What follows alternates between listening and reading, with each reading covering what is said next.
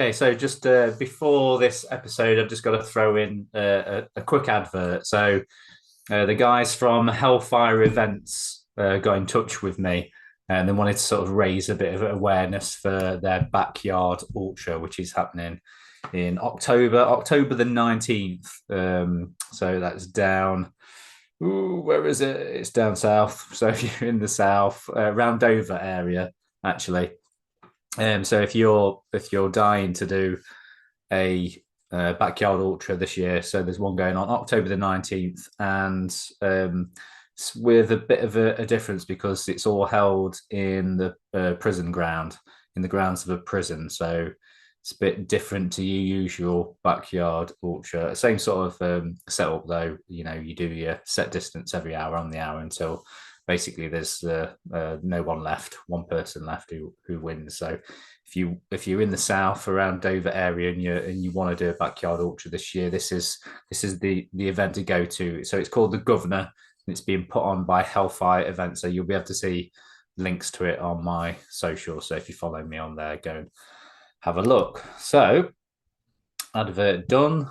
We'll move on to our guest. Okay, so welcome to a returning guest. Welcome to the Ultra Running Sam podcast, Jon Shield. Hi Sam, how you doing? You okay? I'm good. How are you? Yeah, not too bad. We're still plodding on, still getting there, so can't complain. Yeah. You've. I was just having a look back at through my posts and when we last spoke, which was February last year, after you smashed the record for the Winter Spine Sprint.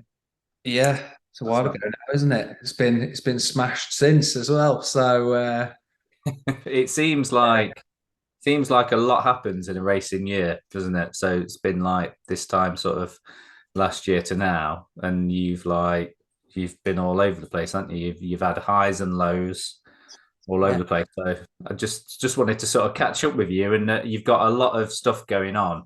So how have things been for you since we last physically, or not physically spoke? Because I think I've seen you in person at one of the spine races, but how have yeah. you been? How have you been in that time? It's been a mixed bag actually. It's yeah, there's been lots going on within the whole running aspect of things and then outside of the running things. So yeah, it was a great start. Obviously doing the sprint, winning that before last time we spoke, and then the what was it? We did Summer Challenger, didn't we? Which went well. And had a mountain ultra in there in Kyrgyzstan that won as well, and that went well. Yeah. Um, so things were going really, really well until they weren't. And then I had what did I have? I had issues on the Dragon's Back with my feet on pretty much from day one, which curtailed that race rather abruptly. Which I'd had a lot of issues with my feet generally. In the past, I've just got funny feet, funny, awkward duck web feet type things. So, and I guess being relatively new to running, my feet just weren't that hard, but I'd been probably reading, researching, and doing a lot with my feet that actually was counterproductive. So now I've addressed that and haven't really had any issues since by actually not softening my feet, not going and getting them pedicured and all this sort of stuff where you say, oh yeah, keep them soft, pliable, get rid of the hard skin. That doesn't work for me. That's really interesting that you say that, because that has always been like the logic, hasn't it, with especially with the spine, any of the spine races. And I know that I absolutely suffered horrifically that same last summer, which was the same race that you were doing challenge. You did Challenger South, and your feet were absolutely destroyed. You still won, obviously, but your feet were destroyed, and that was the theme of. It seemed to be the theme of that summer spine, didn't it? That because my feet were absolutely destroyed, and I don't view myself as being somebody who ever really has issues with feet in races. It's been really rare that I've had any blisters that I've sort of complained about, but it's like on another level, isn't it? So What do you think? It's something specific to that race, or the races that you've had that in, or is it something with your feet? Do you think? So I think, particularly at the Challenger South, it was very muggy and hot, wasn't it, starting off? I mean, I felt brilliant that year. I felt phenomenal. Like, no doubt I would have kept smashing through without my feet, because I just felt brilliant. Even when my feet were, terrible, I felt great mentally. And, I wanted to be out there probably 21 hours, maybe max. And it was all going really well, probably until, to be fair, I'd felt my feet even before the first checkpoint, but they weren't that bad, and still kept a decent pace after the first checkpoint, because I was there, I think, the fastest anyone had ever been there. But I spent too long there then faffing. But I think that it was the humidity and then the thunderstorms combined with the fast flowing pace, the terrain, initially out of Edale, dancing along on there, with the muggy sort of thing. Probably I was using Gurney Goo at the time, and I do use that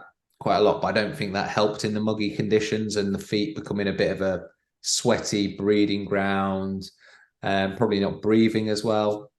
So I think that's why. And then when they were wet with the thunderstorms, I just think it created a horrible mess within the sock, probably at the time. I've since changed my socks as well.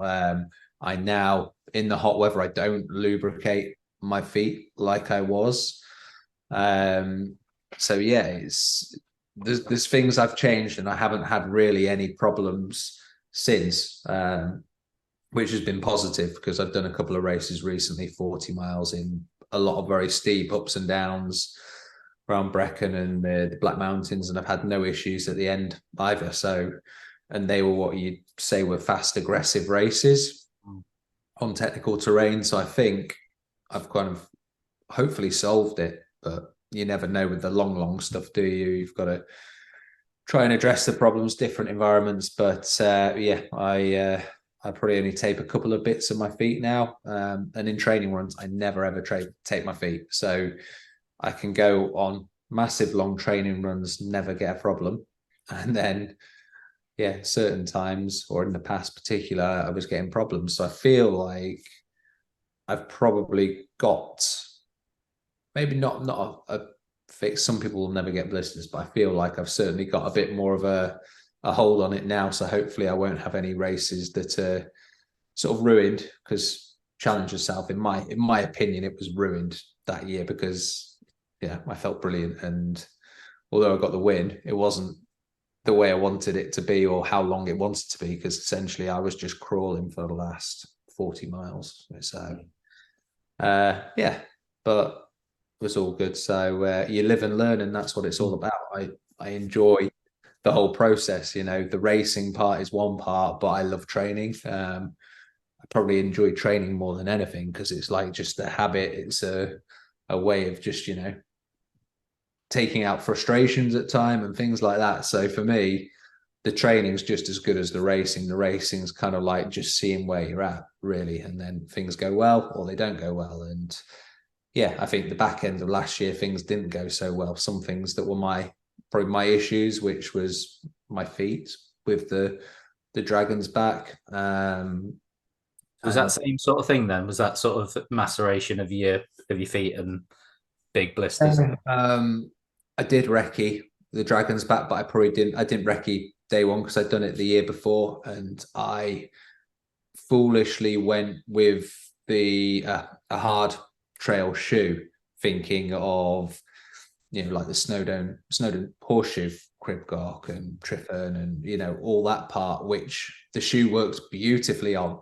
But before that, I had lots of ups and downs, grassy, muddy, boggy parts, which essentially I was slipping, trying to maneuver around. And Hugh Chatfield, who was running together for the first part up to Triffern, and it was just so much more effort trying to keep upright and keep up with him, because I was in the wrong shoe, and I should have used another shoe, which, hindsight's a great thing, isn't it? But, it was my own fault. I didn't recce that part, because I thought, I did it the year before.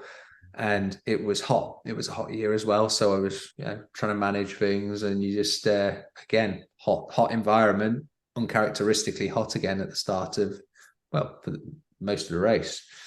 And that's that same breeding environment probably with my feet, and that was when I really said I need to get a hold of my feet, because I thought I was doing the right thing, going and having bloody pedicures, going and having pedicures, all this nice little treatment, paying for this thing for my feet, thinking I was doing the correct thing.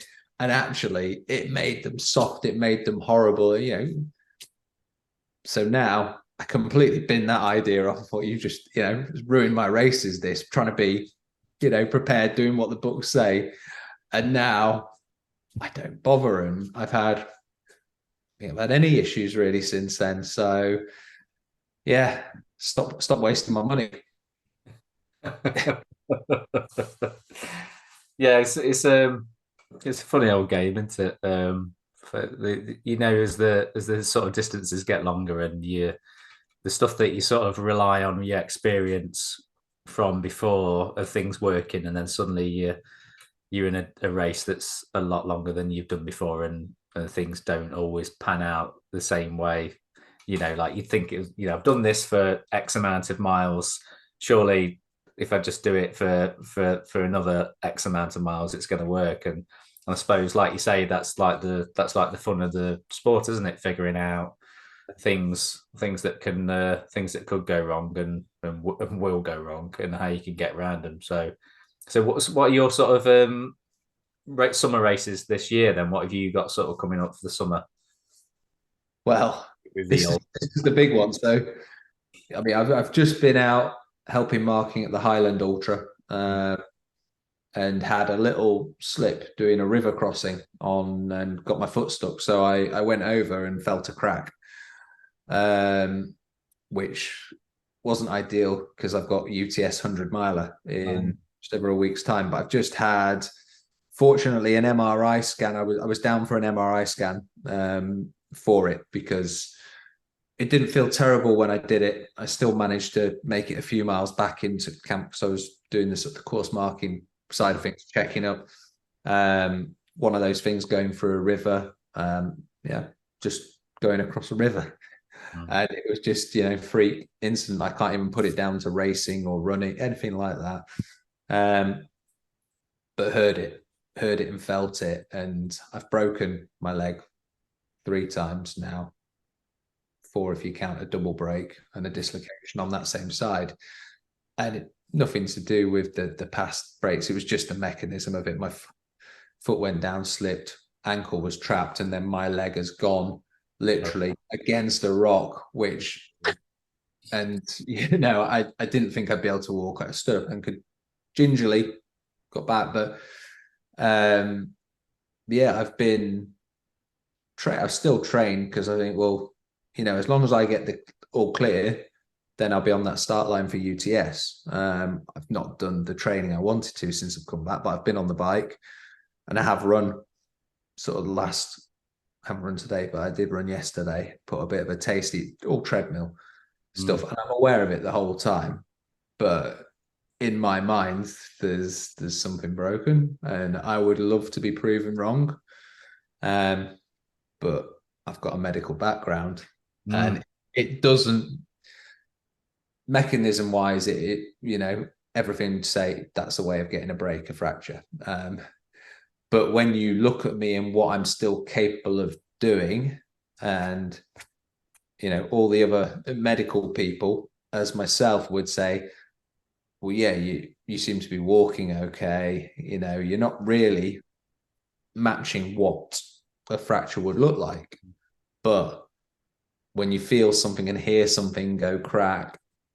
He had it X-rayed and MRI then? Yeah, so the MRI I've just had literally done yesterday. Fortunately, I got a cancellation, and I just whisked myself because the orthopedic hospital is literally 2 minutes up the road from me. So I was very fortunate, because I was about to do a private MRI, which would have sent me back 500 odd pounds just to go, because the GP had put me on the waiting list, but it was 5 weeks from now to get it, which would really scupper everything. So I've managed to have it. The results will be back in about probably a week's time. So it will be back in time so I can make a decision with UTS. But then so I'm kind of in a bit of limbo with it just because I don't know. So my training's been limited, but yeah, in terms of what races I have planned, UTS 100 miler. Then I have the full spine. So summer. yeah. And then Penlyn 100 miler as well. It's fairly local, no queue. So yeah, it's one that I want to get done. And then after that, I am going to banish more demons, which would be Dragon's Back, followed by the Desert Ultra, which I had DMV in from arriving there last year, which was another one of those things. Unfortunately, that wasn't my issue or my mistake. That was just unfortunate with racing and traveling, and you're unlucky, you get a stomach bug, and then it really takes it out of you. So yeah, that's kind of my race diary. And then the full Arctic spine in in February next year, which it was a toss up between doing the full winter UK spine or doing that, and basically didn't matter which one I was going to do because I'll end up doing the other one the next year. So yeah, it's I don't know. In other words, at the moment is my race season. It should be epic. It should be brilliant. UTS 100 miler does not suit me at all, but I don't care. I really want to do it. It's one of those. I think it would be a real mental check going into the full spine. I think I got enough time to recover for that as well, and then I can kind of take it easy, recover, shorter, sharper sessions, strength work, and I think I'd be brilliant for the summer spine, which is kind of my main focus would be the summer spine and doing something quite special there. I think it's there to be had. I think it suits me. The terrain suits me there, as it will for the winter full spine. So hopefully, fingers crossed, I don't have anything that's going to stop me. Otherwise, I guess it'd probably be a case of that if it is some sort of hairline fracture, stress fracture, or whatever they want to call it, it would be a case of probably at least a couple of months of not doing a great deal. I don't think they'd do anything, maybe want me in a boot, but if I'm walking on it, I'm just aware of it constantly. So I think I could probably still ride a bike, but bones take a little while to heal, don't they? So I couldn't start going and slamming it up and down a mountain. So realistically, I think that would exclude Dragon's Back in September, just with the volume of training and how hard that would be. Because it's not something that you can just go into, and I don't go into things to try and wing it or just get through. I go to try and win it, break it would just be competitive, and I'd love to be there this year because it looks like it's going to be a really good lineup. So yeah, we'll see. All hinges on these results then from the MRI. It is what it is. That's racing. That's racing. That's just being in the outdoors and the mountain environment. It's not, it's one of those freak things. I can't do anything about it. But at the same time, it is what it is. As long as I can do some form of training that keeps me going, I've got other things that I can be doing if it does go that way. I'm not going to cry about it. I'm going to get on with it and, plow my efforts into other things and keep as fit as I can. And then I'll be like, a bear with a sore head ready to get back and do my races after that. And, I'll be even more dangerous then because I'll be that much excitement to get out there. But yeah, we'll see. So yeah, awesome. I suppose it's great that you've got that mindset that you can sort of switch to something else, because I mean, I've learned to do it over the years, but it took me a long time to get to the point where if I was injured or something was physically stopping me from doing a race or training, I used to be horrific. I would literally not want to look at. I couldn't look at Strava. Definitely wouldn't look at Strava. I couldn't be happy for anybody else who was, racing and winning and running races and stuff. Even like social media, I'd like want to look at like how people are having fun just on the daily run and stuff. So it took me years to kind of realize that it's okay. Running will still be there when you come back, and even coming back from like a long layoff. As I've got older, I've got better at doing that and finding things to do. It's not okay. I'm still not over that stuff. Fun and having a good time when I'm not. So I don't care if I've got to run indoors on like my treadmill or whatever. I don't mind as long as I can do that sort of stuff. Yeah. Okay, but it's when you can't do anything, and then you just see people even just doing whatever. But yeah, I completely get that. I'm terrible like that. But so what's your sort of way to deal with it then? Are you? I know obviously you'd rather be running, but are you quite happy to jump on a bike and do a lot of training on the bike there? Because I know that's something that you've utilized yourself, isn't it? Is that something you're happy with?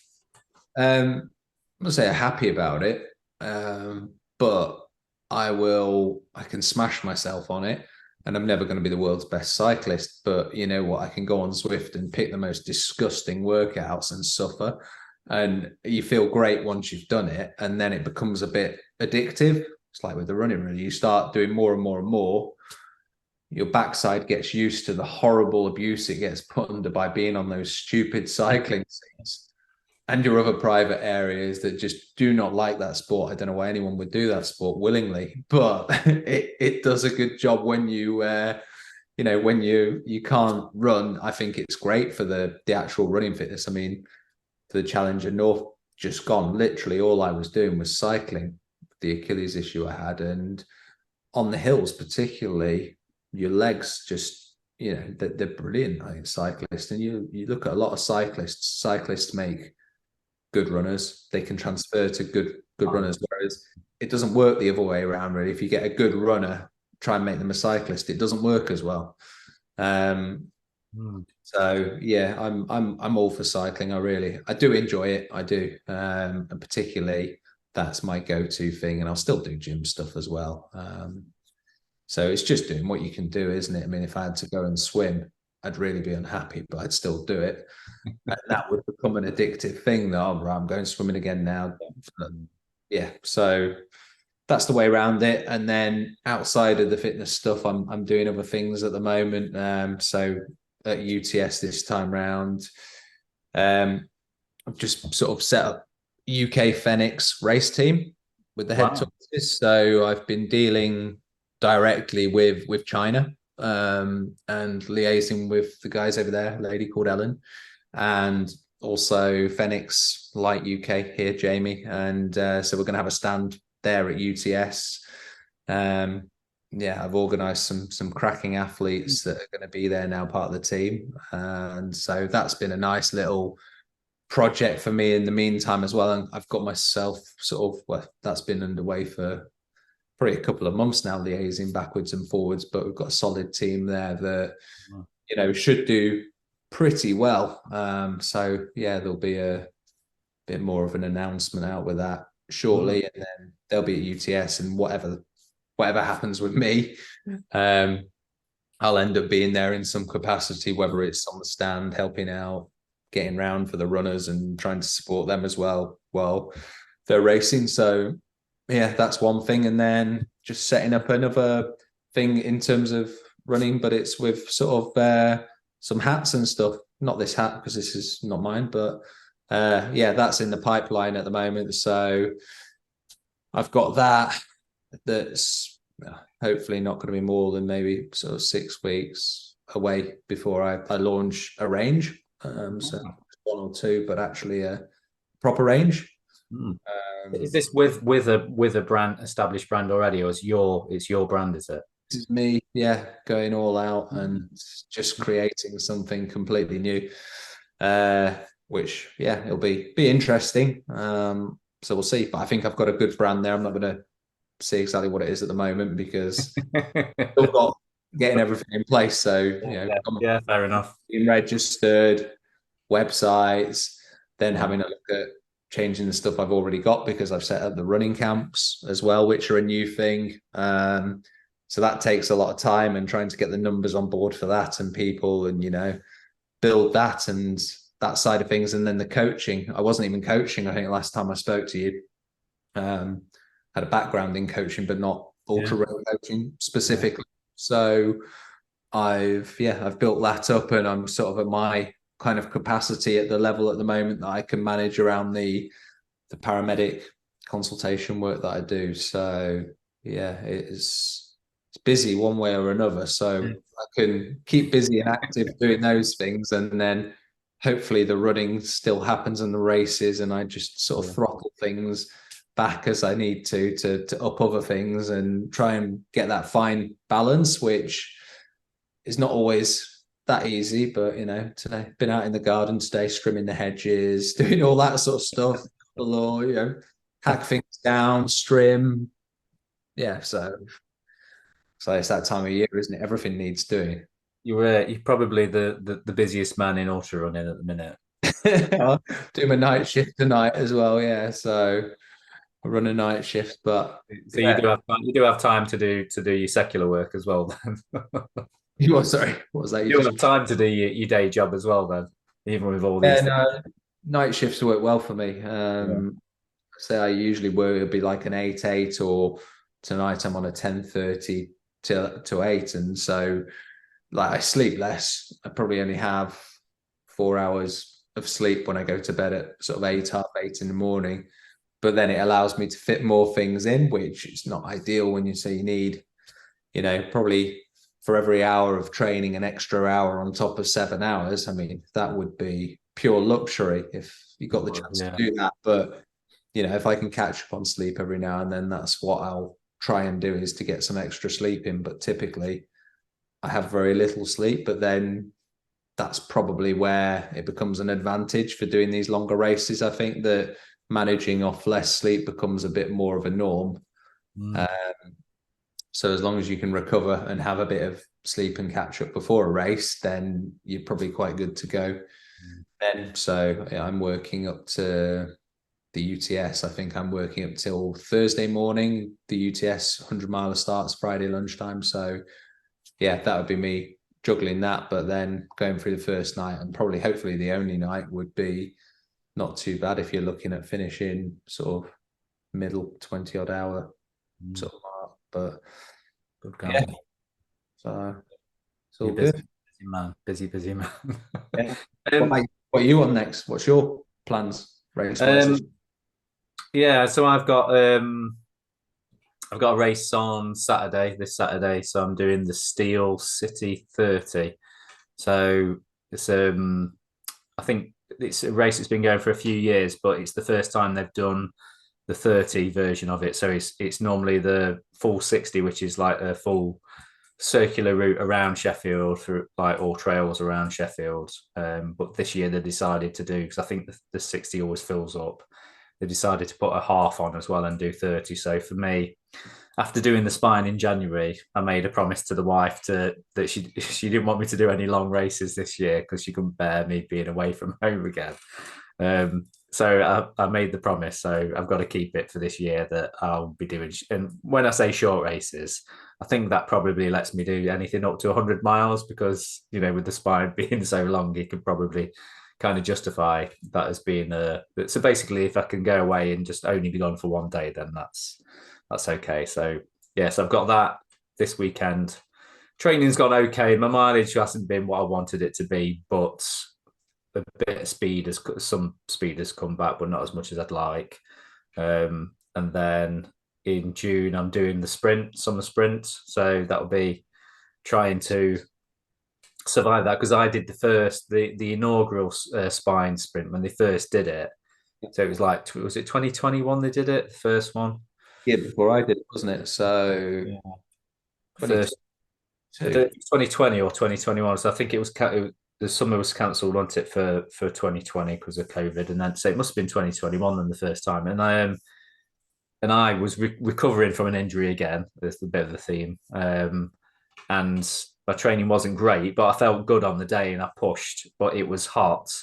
And I ran out of water stupidly. I missed the water stop going over the dam what's it? Where is it? So you drop down off Kinder down onto the go over Snake Pass and go down, and you drop down to Yeah. what's the big reservoir that you go across to go up the other side? Why has it gone out of my head near Glossop? I know what you mean. Just before Why has that gone out of my head? you cross the road and then climb out again, don't you? So, yeah. But anyway, there's the water stop there, and I completely the guy was like off talking to somebody, and I ran through and missed him. And someone on the other side was like, "Did you get your water?" I was like, "No, I didn't see anybody with water." So I ran out of fluids there. Well, I still had a bit to keep me going. I managed to get a bit of water out of the stream going up that hill, which probably wasn't a great idea. It wasn't filtered.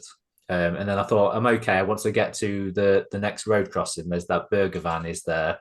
I can go and see her and get water there. So I went there and she's like, "Oh, I've run out of water. Everyone's wiped me out from the race, obviously, because it was warmer than expected." So all she had was dandelion and burdock. So I had two cans of dandelion and burdock, drank one. I was like burping and everything, and put the other one into my flask, and that was just enough to sort of get me through to the next unofficial water stop. By that point, I was like felt so dehydrated, and my vision was going. But they'd got water, so I like absolutely chugged loads and loads of water. Obviously, big mistake. Got like sort of a mile up the road and just started spewing. So from mile 30 to the end, so for like 14 miles, I was just stopping and spewing, trying to take fluids on, spewing it up again. So I went from second place in that race back down to about ninth or something. And but it was a lesson that I learned from it, about not missing water stops and taking enough fluids with me on races, especially hot ones. So I've got like a bit of a so it's a bit of a like I've got so I'm trying to get over that by doing the race again, basically. So I've obviously like done the full wood to spine. I know what that race is about, but obviously the sprint is a thing on its own, isn't it? You obviously know this. It's different. Not really a sprint, though, is it? It's still 47 miles. Yeah, yeah. Good ups and downs, and like I say, that I love it. I thought it's a brilliant race. I really enjoyed it, and yeah, I don't like to do races again. Genuinely, particularly if I've had a good result, it's like, well, then it's done. I can put it to bed. It's probably my favorite race is what I've got a lot of people I'm coaching for at the moment is the Beyond the Ultimate Jungle Ultra. Oh, yeah. That is just an epic race, and for me, I would love to go back all the time, but I couldn't get better than what I did that time. So it's like when you like now, I don't know what Jack will do, if he'll do the spine again, or Damien, because when you win that, like the winter spine, it's like, well, you can't really improve on it. Like for Jack now, it's like, will he do it again? Will he do it? I don't know. I mean, my idea is that if I had done that again, I probably wouldn't do it again unless the spine has this thing over me. Whereas I said I'd never really do it, and then look at me now. I've done 3 of them. I've got to do the full to make it full complement, and then I'll have to do obviously the winter variant as well, because otherwise I'd be cheating. But like that, when you've done that, obviously Damien won it and then came back, and I know why, like in my opinion, he did that is because then he's still, although like Jack's performance was unreal, you've got Damien who put in an unreal performance as well. It was just Jack's was that good, but Damien still beat the record of Jasmine's. So he's still, although wouldn't be happy with that, he's still got something out of it, which, I think for those guys now, are they both done with that now? It's, where do you go from it? That would be my thing with stuff and races is that, once I've done it, Kyrgyzstan or whatever, any of these races, but if I've done it, unless there's a reason that I can find that I want to do, it's like the spine sprint, really enjoyed it, but like what would tempt me to do it again, course records, they get broken all the time. So it doesn't bother me that, like, you know, fair dues to anyone breaking course records. It's great. You have your name on it, but then it's soon forgotten because someone else will take it eventually, you know, whether it's next year, 10 years, it doesn't matter. And, you know, that's just part of it, isn't it? So I agree with, yeah, I agree with you there that if you've had a good result at a race, then you don't tend to go back, do you? But for me, I've got, you know, I wouldn't normally go back, but I feel like I've got some unfinished business with the sprint because of how bad it was and how I felt like I'd had quite a few years of really good racing, you know, experiences and some good results and stuff. And I was really chuffed with sort of being in second place for a long, you know, up to like sort of 35 miles. So to drop back and lose all those places, I was a bit gutted afterwards, but I know it was my own stupid mistake. So I just feel like I've got something to go back and prove to myself more than anything. Not that I think I'm going to go back and I'm going to win it or I'm going to be in the, you know, anywhere near the front. I just feel like I want to go back and do that race how I wanted to do it, which it wasn't spending 14 miles spewing up and talking to sheep and hallucinating in the middle of the day. exactly why I would go back and revisit it though, and that's what I'll do with the Challenger North. Is that Yes. I Yes. went With that, then what happened with that? Because you had a rough time, didn't you, with Challenge North? What happened? I know, I knew that was going to be the case. I mean, I hadn't really run for a long time. I came back from the desert with that stomach bug.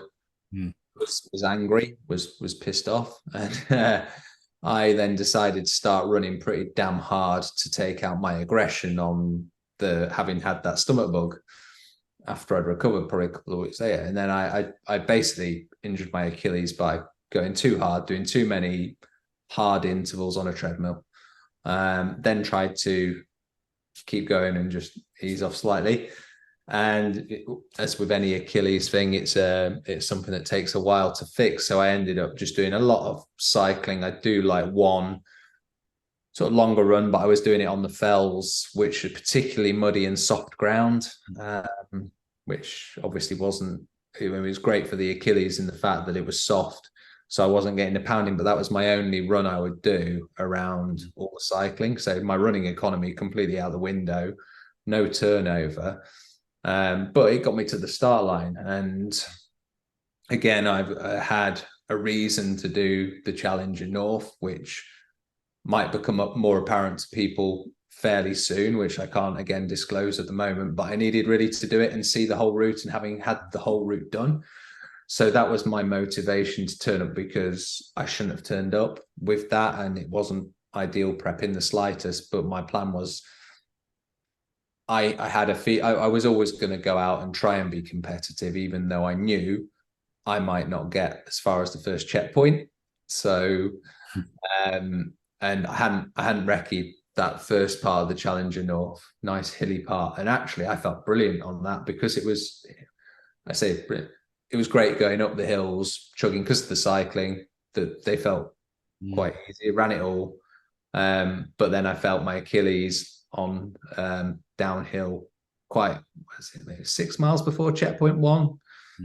Checkpoint one felt a long way away. And then I just saw like Joe back in the distance, and he was just clawing back, because I kind of went into limp mode, basically trying to make sure and thinking I was going to drop at checkpoint one. And I was quite like, I really didn't want an Achilles rupture, because that kind of is a really serious injury.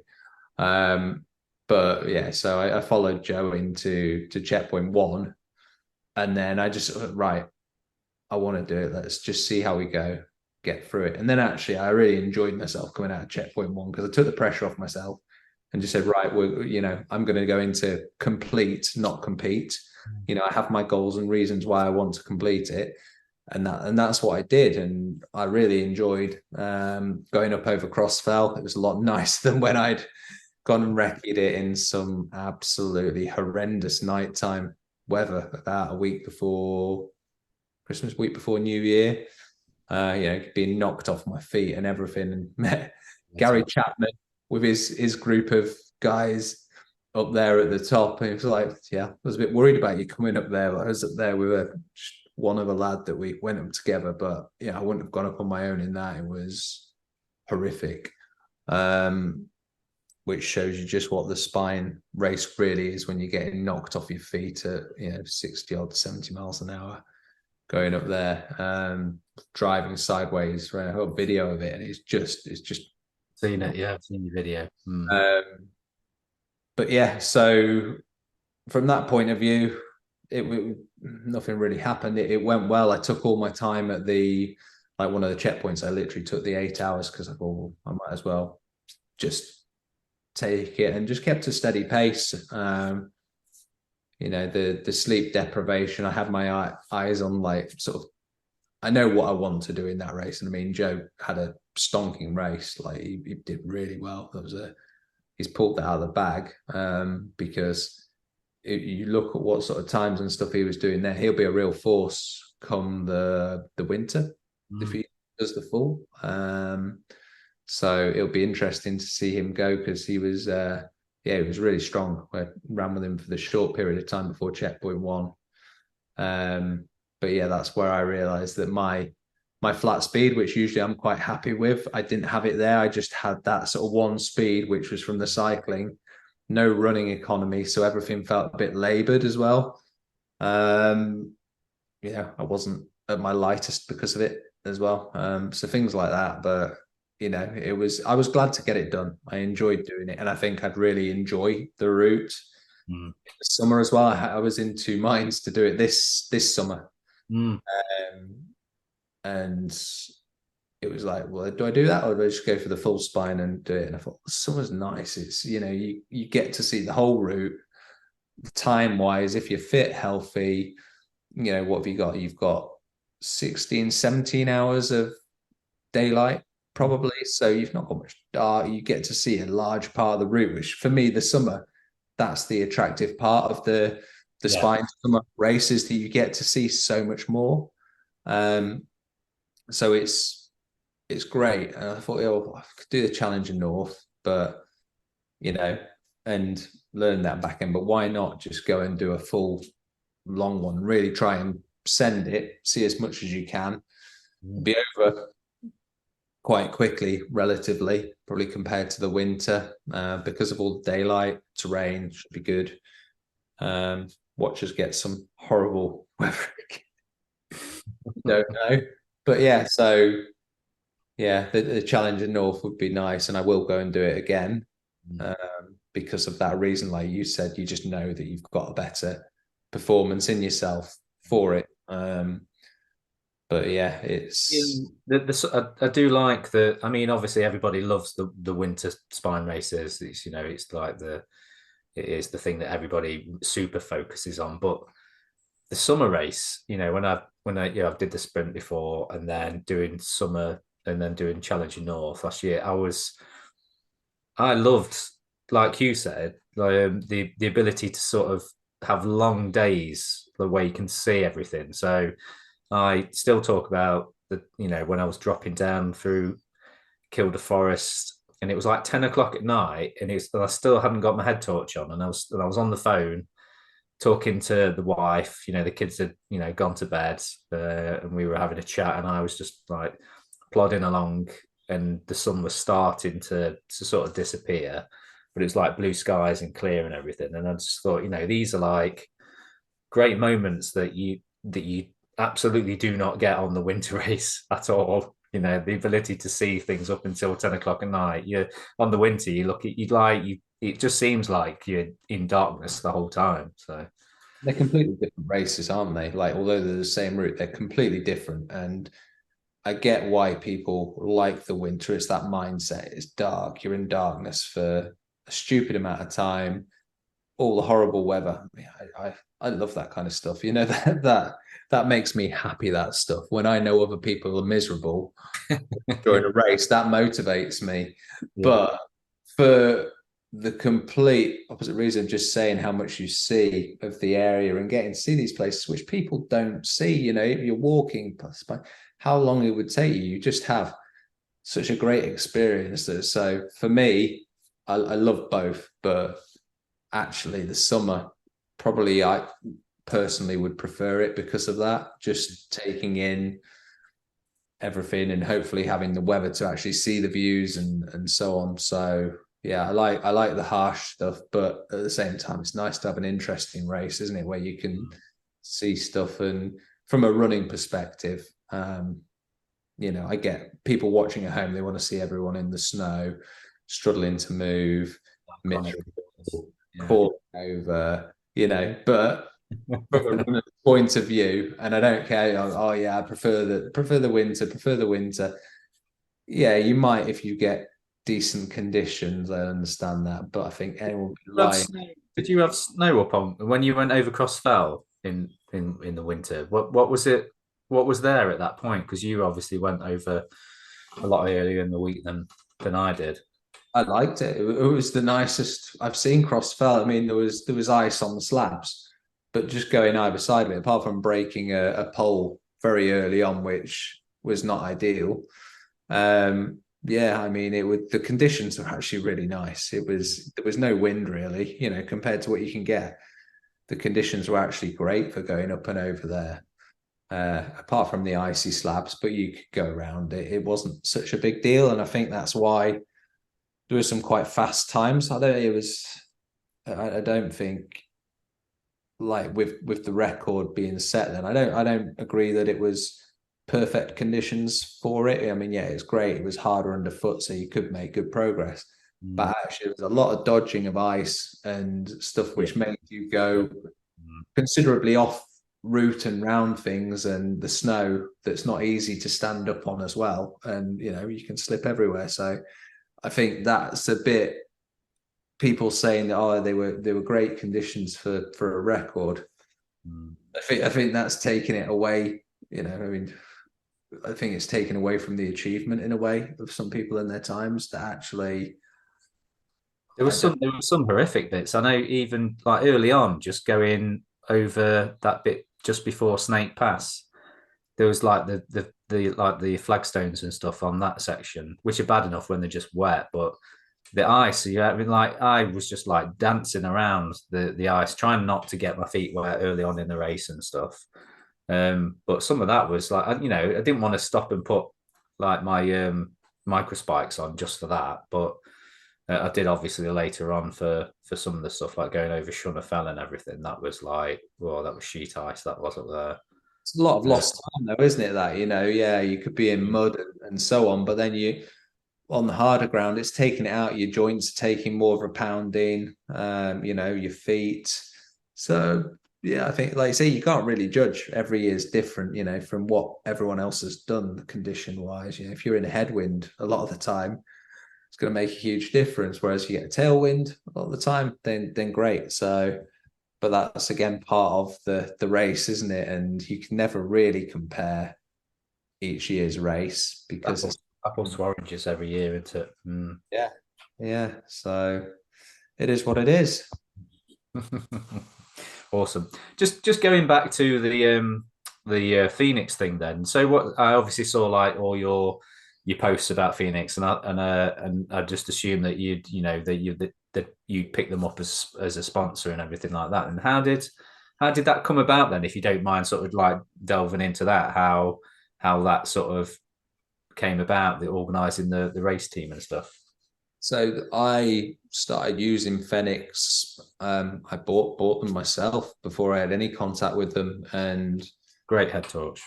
yeah, I was just really happy using them. And I just compared to some of the torch I was using beforehand, A, the battery lasted, B, it was really bright, C, it was just really comfortable on the head with the bow as well, and it stayed in place. And I just found I didn't really have to charge it all the time. Just even for out training runs, if you were going out for a couple of hours, I could put it on full mode, whereas some of the torches wouldn't even last that long. And easy to charge. You get replacement batteries. You don't need a big separate battery pack on your head or tucked down into your pack or in your jacket. They say they last for 24 hours if you were really on it in one battery, but it's easy to change a battery. It's easy to either charge it, plug it in. So yeah, I just started using it myself. Then I started posting a bit, and then I can't remember how I came into contact with Jamie, who is at FENIX Light UK. He sent me a couple. Obviously, they already seen that I was posting good things about it, I think, and we kept speaking. And then I think with the running camps and so on, I then got involved with FENIX over in China, and then started having the conversations. And then I suggested about, why don't we have a race team for Ultra Trail Snowdonia? You know, it's a UTMB race. They want obviously visibility, and it's hard for a head torch company to get the visibility of like a shoe company or a nutrition company or a clothing company, because head torches are only on your head in the dark, so it's harder to get pictures, photos of you in the dark, isn't it, with a head torch? So when you're crossing a line, usually a finish or at the start, it's not necessarily dark.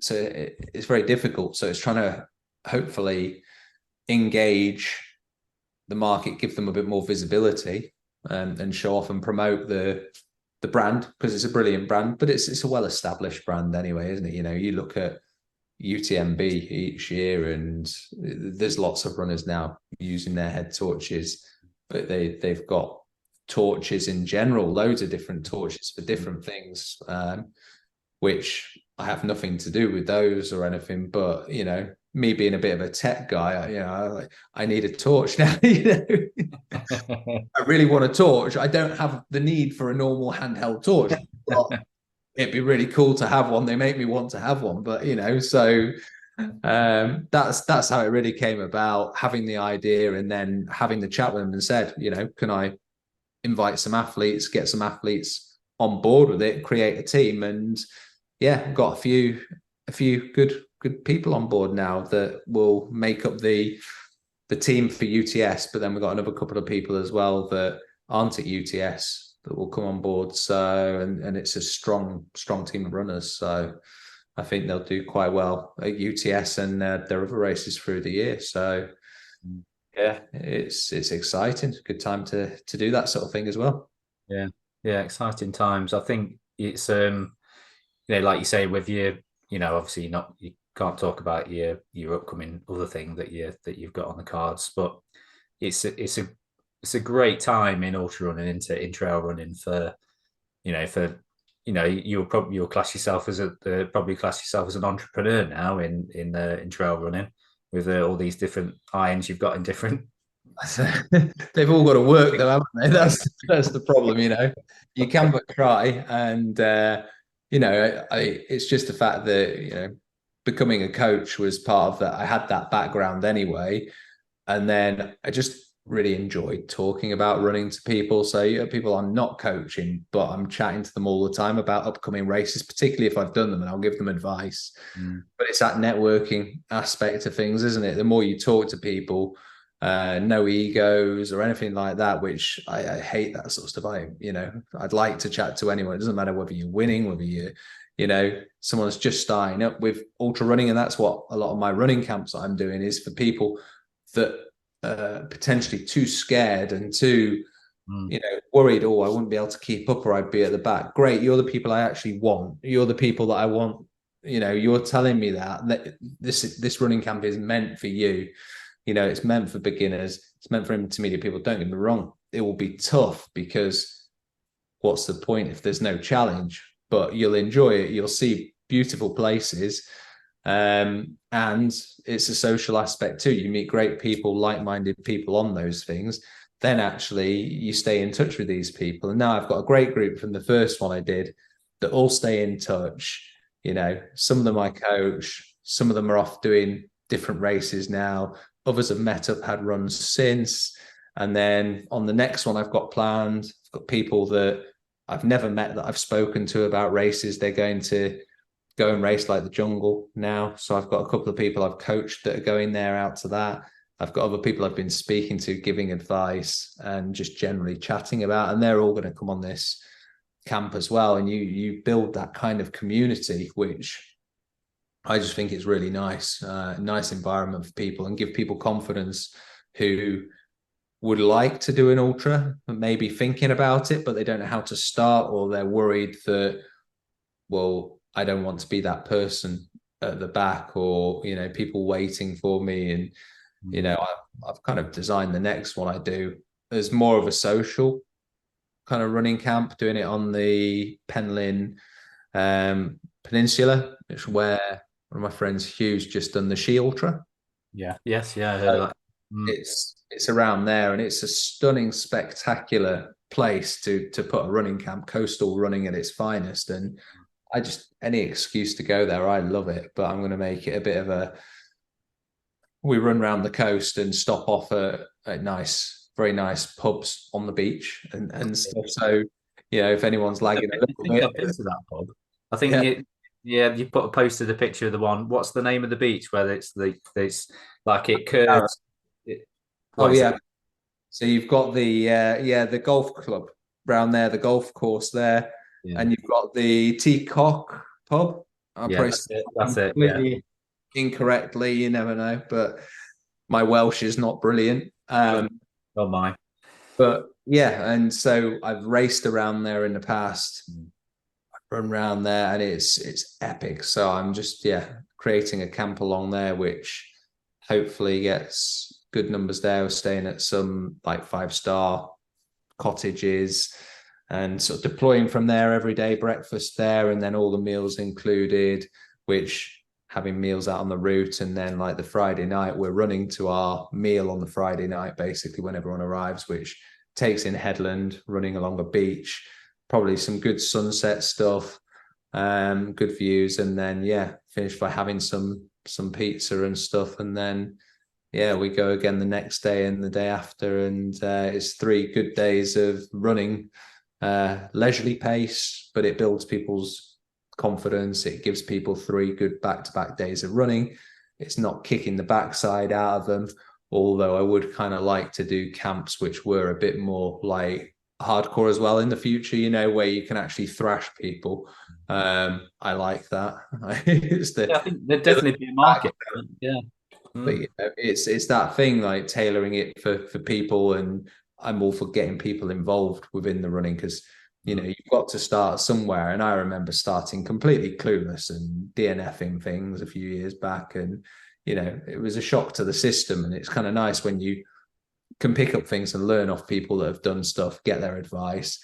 And that's what you constantly crave when you start. You're just craving the knowledge of what do you use? How do you use it? What works for you? What doesn't work for you? Have you got any tips, hints? And you know, that's part of it, isn't it? And stuff. And I'm still like that now with people. If they've done a race, ask them a question about things, you know, you pick their brains, don't you? And it's one of those things. I think that happens at every level, because if you want to do well at a race, then you kind of need to know a little bit about the background, whether it's the terrain. Yes, you can pick up stuff like that, looking at the map and GPXs and so on, but it's not like having someone who's done that race that can tell you the little things, like what's at aid stations, or you know, what's the terrain really like. Is there any points where you think, oh, it's horrific, or anything that I need to watch out for?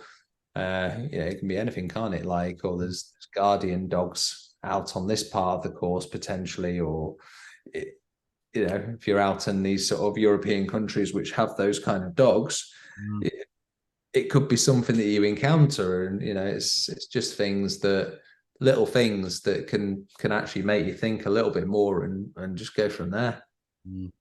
Yeah, it's there's definitely a market for it, that you know, people are sort of crying out for that kind of that experience of you know, of getting that experience from somebody who's been there and done it.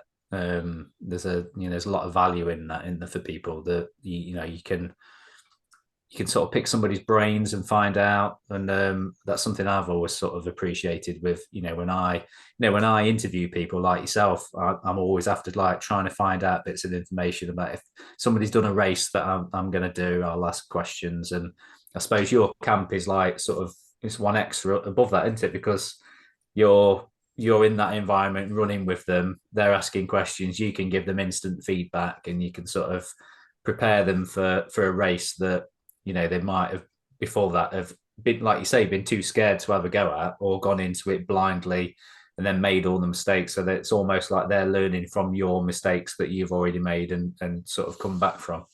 Yeah, and they get to learn on the job essentially, because they're doing potentially 3 days that they might not have done before, where they have to take a certain amount of kit with them, obviously, just to be safe and make sure they've got layers and nutrition and bits and bobs like that. It's the perfect chance for them to test it in advance before doing a race. But then when you're there, like I say, it's an open book. They can ask me anything, but then they can ask others, because there'll be other people there that have done races that I haven't done. So I can talk to them about the environments that I've been in, how I trained for it. Did I do any environmental stuff before I went out there? Altitude, heat, humidity, what nutrition works out there or what doesn't work, river crossings, feet, foot care, all these things, hammocks, tents, sleeping mats, sleeping bags, what there's so much that they have access to all of that. And at the same time, you can then talk to them and it gives them ideas about what races they want to enter, what would be suitable for a first race, maybe what they can progress to. I say they then meet people that are like-minded, they stay in touch, and then it's something, I think, that then it makes them feel a bit more like, actually, I can do this, and gives them that bit of confidence that they can then go and push on from that. I've had someone who I'm training at the moment, and they're training for the mountain ultra in Kyrgyzstan.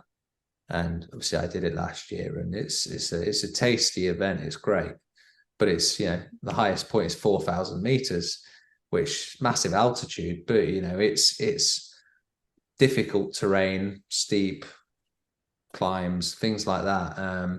And some of it's a bit slow going. It's not like you can just put the power on up a hill. Some of it's, you've got these little gophers that stick their head up out of these holes, and you just try not to put your feet down the holes. But that was someone that's only ever been a hiker. They've never started running before they came to me. So I've taken them from being a hiker and introduced them to running, and they love it. And they train so well and so hard.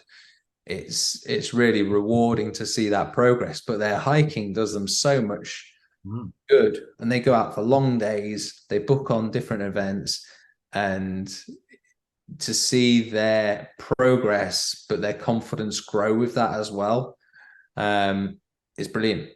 I've got other people that just, sometimes you need to spoon feed people a little bit with the training, but then other times I can just say, right, this is this, and then I've got to have a person just go boom, boom, boom, boom, do it. And it's like these people, it's great to have a good variety of people to train, but some people just lap it up and just, I'm really excited to see how some of them go. I think they'll get some really good results soon, but then it's nice from having that higher end athlete that's done a few, it's not their first rodeo, that's going to try and win.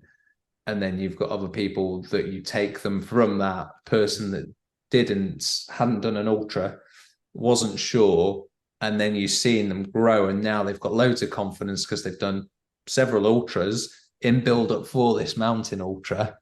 And actually, they'll go and they'll absolutely smash it, no doubt that they'll be there at the end, they'll get through it. Because they've put the work in as well. And if someone wants to do something enough and they put the training in, then they generally get the results. So yeah, it's very rewarding to see that.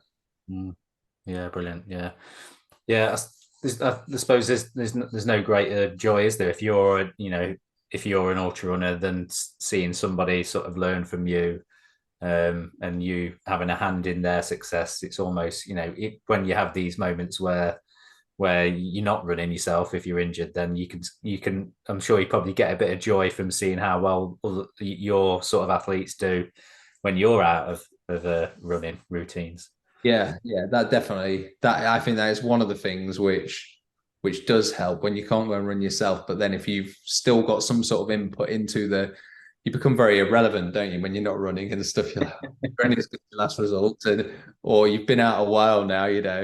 No one's heard of him. What's he doing nowadays? So he's still a croc or whatever. Yeah, great. No, but yeah, it's good when you can see the. But it's you know what, you can point them in the right way. They've still got to do the hard work, and that's it. It's nice to see them put the hard work in and get the rewards for it as well, because that's always been my ethos, is that I'm not any type of special runner, by far from it. It's just been sort of the blood, sweat and tears which has got me to that point, which work really, really hard, be consistent, and then you get to a level. And then it kind of becomes those little finite percents, which how good you can become. What are you doing in the rest of your life that makes you stand out from other people? What gives you that? Yes, obviously you're going to have raw talent, and talent gets you a long way, but you need to put hard work with that raw talent to get to that next level. Whereas hard work will get you so far and it will beat talent on its own, but hard work gets you to a level. If you can do the hard work and you've got some talent, that's where those margins sort of really show. But for me, it's just been a lot of hard work, consistency, stubborn determination. Like to win, don't like to lose, have to deal with that. But sometimes I might push too hard and stuff and be too stubborn, but that's just in the nature, isn't it? And then I don't regret any of that. That's just the way it is, and I'm okay with that. So I need to learn as I get a little bit older that actually you can't train and compete and try and smash it like you probably could when you were 20 odd, if I was running doing that sort of stuff then, or 25 or 30 even. So yeah, but I don't plan on learning that lesson anytime soon, because I'm still going to class myself as being 21. Keep smashing it. Well, I can't think of anybody else off the top of my head who seems to be as working as hard as you at the minute. So with all the things that you've got going on. So I wish you all the best with everything, with the running camps, with your coaching, with the FENIX race team, and then with your upcoming brand launch that you're not allowed to talk about. So yeah, there's when we got in touch about doing this recording, I said there's a lot's been going on, and you were like, yeah, there's a lot been going on, and you really have been busy, haven't you, in the last year since we spoke. So it's great to see how you're throwing yourself into the sport more than ever, and I'm sure even if you are injured, if the MRI results come back and it is a fracture, I'm sure it won't be long before we see you out there destroying a course record, or getting a new record for yourself somewhere. We'll touch base again and do another one in another. Yeah. So and yeah, we'll see. We'll have another update and see what happens. Yeah, looking forward to it. All the best with everything coming up, mate. Thanks for coming on and chatting. Yes, Sam. Thank you very much. Cheers, mate. See you. Bye, everyone.